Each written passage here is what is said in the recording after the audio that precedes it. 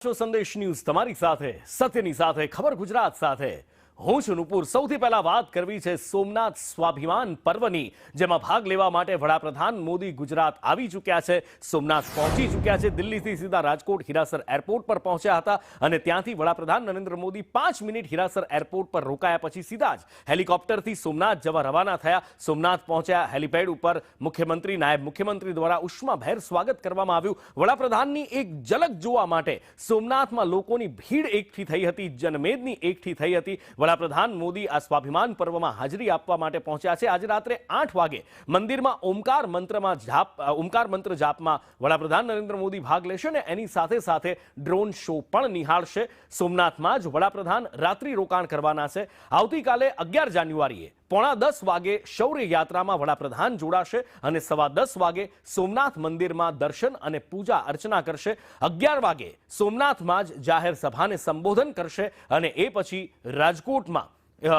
Regional vibrant સમિટમાં હાજરી આપશે। એ vibrant સમિટને ખુલ્લો મૂકશે। બપોરે 2 વાગે આ સમિટને ખુલ્લી મૂકવામાં આવશે અને એ પછી અમદાવાદ આવશે। સાંજે 5:15 વાગે મહાત્મા મંદિરમાં મેટ્રો સ્ટેશન પર મેટ્રો ફેઝ 2 નું લોકાર્પણ કરશે।